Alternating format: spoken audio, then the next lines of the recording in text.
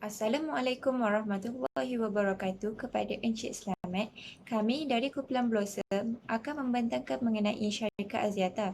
Ini merupakan ahli kumpulan kami iaitu saya, Warna Zahira, kedua Nur Izzah, ketiga Nurul Naziha dan akhir sekali Madiana.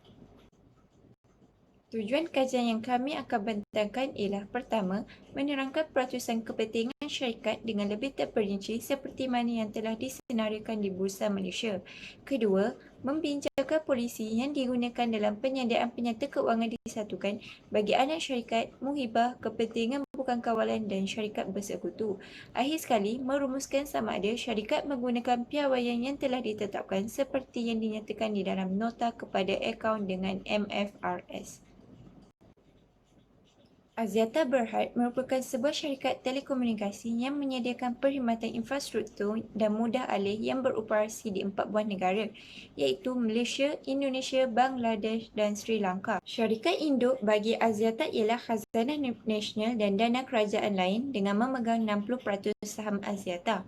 Di bawah tersebut merupakan anak syarikat iaitu Celcom Axiata Berhad dengan memegang 100%.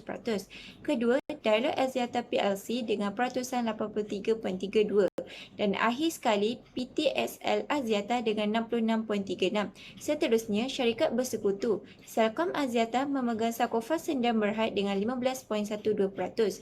Kedua, Dialog Axiata memegang First Source Dialog Solution Private Limited dengan 21.66%. Akhir sekali, bagi syarikat usaha sama, Celcom Axiata telah memegang PLDT Malaysia, Tuntok dan Merchant Trade Asia Sendang Berhad. Saya Nurul Naziha binti Taja Arus, nombor metrik A171805 akan menerangkan tentang teori perakaunan untuk pelaburan dalam subsidiari. MFRS 10 para 5 hingga 7 menyatakan pelabur tidak akan mengira sifat penglibatan sebagai entiti, malah pelabur berhak mengawal syarikat yang dilaburnya bagi memastikan pulangan yang diterima adalah tinggi dan stabil untuk dilabur oleh pelabur yang lain. Seterusnya, jika pelabur mengawal organisasi itu, mereka haruslah mendapat hak ke atas organisasi itu. Pada slide ini, saya akan menerangkan peratusan kepentingan Axiata Berhad ke dalam syarikat subsidiari dan syarikat bersekutu. Antara syarikatnya adalah Celcom Axiata Berhad, Ruby Axiata Limited dan yang terakhir adalah Dialog Axiata PLC.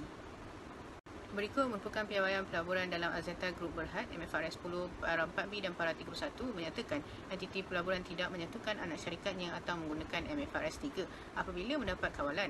Sebaliknya, entiti pelaburan akan mengukur pelaburan di anak syarikat pada nilai saksama melalui untung atau rugi sesuai dengan menggunakan MFRS 9. Seterusnya, polisi perekonomian yang sertifikasi dalam pelaburan subsidiari Axiata Group menggunakan kaedah pemerolehan untuk menghitung perekonomian perniagaan. Transaksi yang digunakan melalui kepentingan bukan kawalan tidak mengakibatkan kehilangan kawalan. Anak syarikat adalah semua entiti di mana kumpulan mempunyai kawalan. Kumpulan ini mengawal entiti ketika kumpulan berada terdedah kepada mempunyai hak untuk pulangan berubah dari penglibatan dengan entiti. Anak syarikat digabungkan sepenuhnya dari kawalan dipindahkan ke kumpulan mengawal entiti yang lain. Saya akan menerangkan tentang urus niaga dengan anak syarikat. Di dalam aset bekas semasa telah menunjukkan terdapat penurunan pelaburan anak syarikat kepada syarikat induk dari tahun 2018 ke 2019 sebanyak RM1,496,253 melalui nota kepada akaun 29 dan seterusnya. Penerimaan dari anak syarikat juga telah menurun dari 2018 ke 2019 sebanyak RM14,912 melalui nota kepada akaun 34.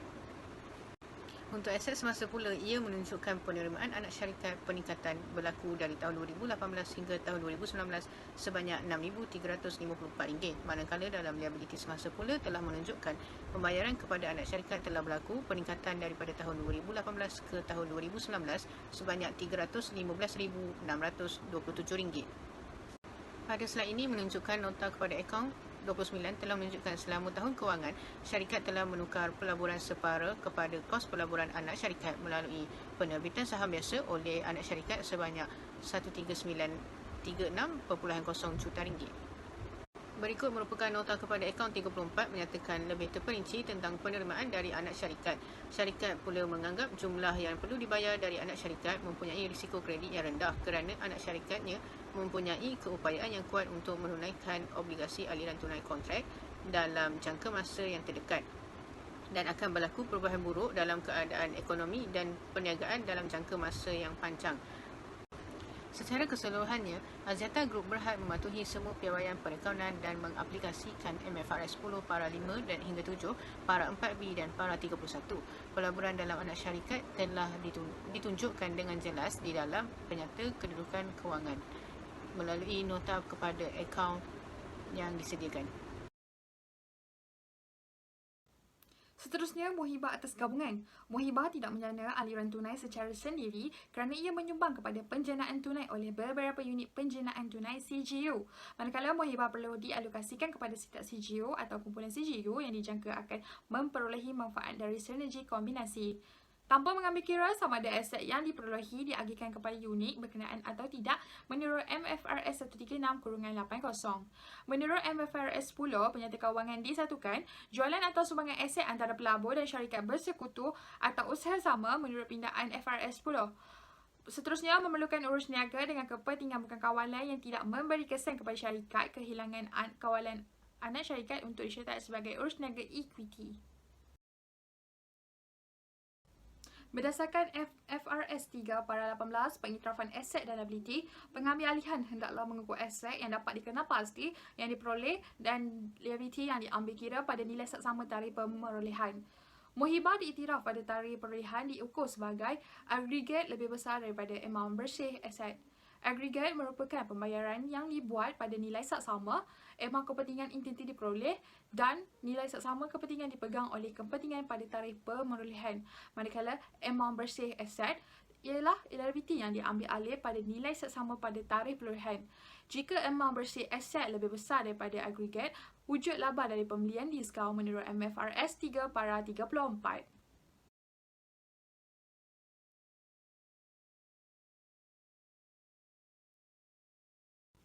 Dapat dilihat daripada larjah yang dirampilkan, MAG anak syarikat adalah sebanyak RM20926,703. MAG menurun kepada RM20724,361 pada tahun 2019 jika dibandingkan dengan tahun sebelumnya iaitu 2018. Berikut merupakan MAG bagi setiap anak syarikat di dalam Axiata. Terdapat 4 anak syarikat yang mengalami penurunan dalam MAG iaitu mobile segment di Cambodia dan Nepal, infrastructure segment dan lain-lain. Bagi mobile segment di Indonesia, MAG meningkat pada tahun 2019 manakala anak syarikat yang lain tidak mempunyai sebarang perubahan jika dibandingkan dengan tahun sebelumnya. Terdapat 6 PPE dalam Axiata iaitu tanah, bangunan, rangkaian telekomunikasi peralatan, kilang dan peralatan bergerak, sistem sokongan komputer dan modal kerja dalam proses.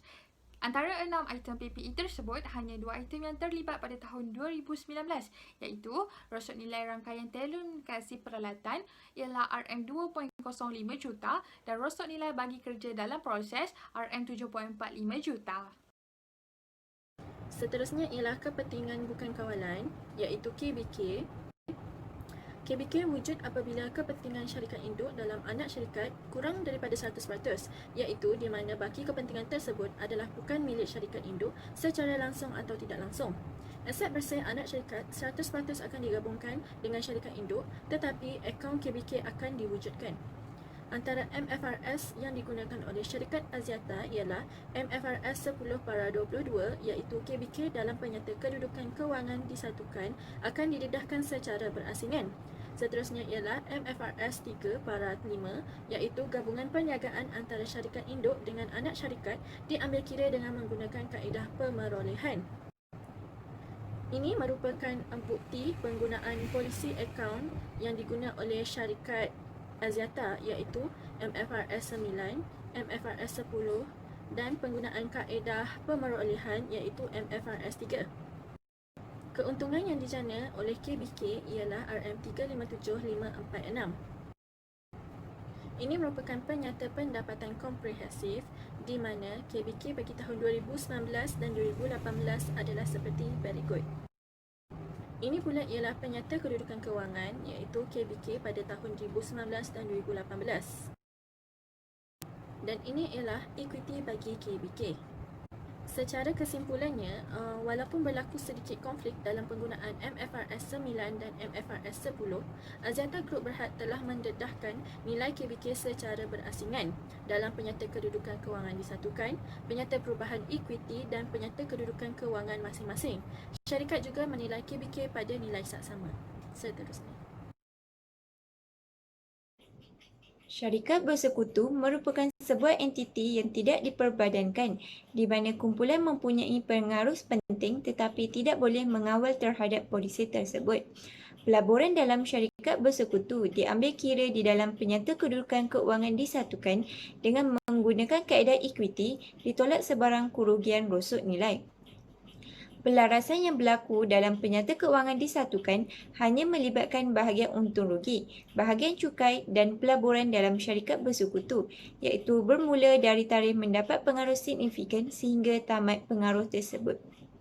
Mengikut MFRS 128.2, syarikat bersekutu merupakan entiti di mana pelabur mempunyai pengaruh signifikan iaitu mempunyai kuasa untuk terlibat dalam pembuatan keputusan berhubung polisi keuangan dan operasi, namun tidak mempunyai kuasa untuk mengawal polisi tersebut.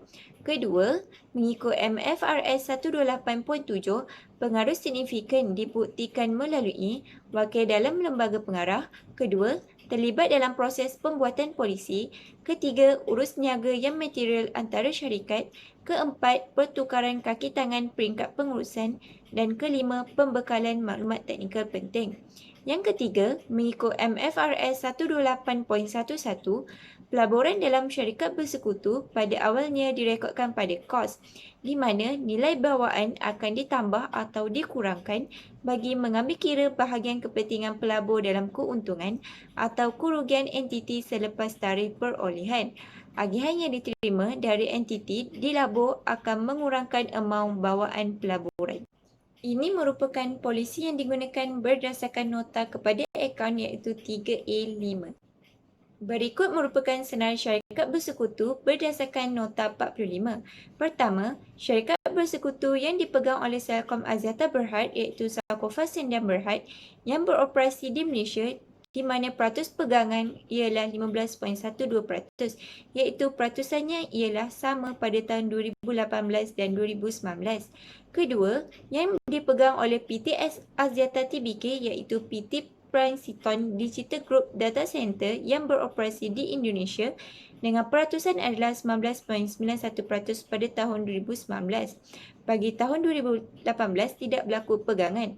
Ketiga, yang dipegang oleh Axiata Investment Singapore Limited iaitu M1 Limited yang beroperasi di Singapura dengan peratusan sebanyak 28.67% pada tahun 2018, namun tidak mempunyai pegangan pada tahun 2019 kerana aset dikelaskan sebagai held for sale di bawah MFRS 5 dan operasi dihentikan.